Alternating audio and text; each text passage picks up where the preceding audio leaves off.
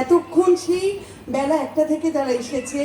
এই পুরো অনুষ্ঠানের সঙ্গে যারা মানে ব্যাক স্টেজে যারা পুরোটা অর্গানাইজ করেছে তাদের তো একটু সম্মান আমরা চাইবই। তারা এতক্ষণ আমাদের সাথে আছে। না না, যারা আজকে ভলেন্টিয়ার্স ছিলেন আমার প্যারেন্টসরা, তারা একটু ঝটপট স্টেজে চলে এসো। সব ব্যাচের ঝটপট মানে সত্যি কিন্তু ঝটপট, সময় আমাদের হাতে ভীষণ কম, এখনো অনেকগুলো পারফরমেন্স বাকি আছে। ছোট্ট ছোট্ট বাচ্চারা আমি দেখছি সে যে দাঁড়িয়ে আছে, কতক্ষণে ওরা নাচ করবে। ভলেন্টিয়ার্সদের আমি ডেকে নিচ্ছি একটু স্টেজে তাড়াতাড়ি।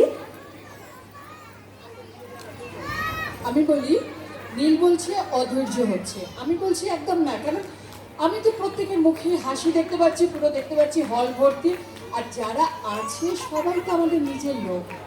আর যেগুলো দেয়া হচ্ছে সেগুলো যদি আমরা এই রকম পরিবেশে না দিই, একদম এইরকম পরিবেশে যদি না পাওয়া হয় তাহলে কিন্তু পাওয়াটা সম্পূর্ণ হয় না। সেই জন্য আমার মনে হয় যে একটু সময় লাগলেও এই সময়টাই একদম সঠিক সময়। এই ভলেন্টিয়ার বন্ধু যারা এতক্ষণ পাশে থেকে এভাবে এই পুরো অনুষ্ঠানটাকে অনুষ্ঠিত হতে সাহায্য করেছে, তাদের জন্য জোরে হাততালি। এনারা যদি মানালির পাশে এসে না দাঁড়াতো, আমার মনে হয় না এত বড় অনুষ্ঠান এত দুদিনের এত সুন্দরভাবে অনুষ্ঠিত হতে পারতো, তাই তো শাশ্বতী দিদি?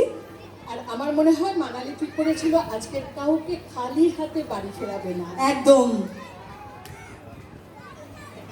পুরস্কার বা স্মারক আমরা সে ছোটই হোক বড়ই হোক, যেটাই আমরা পাই না কেন সেই সম্মানটা কিন্তু আমাদের মনের মণিকোঠায় আজীবন থেকে যায়।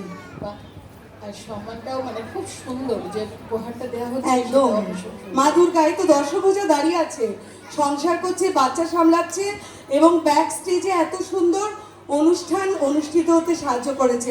একদম দর্শকভুজ, একদম সঠিক সম্মাননা জ্ঞাপন হচ্ছে। আবারও হাততালি। আমি একটা কথা তখন বলতে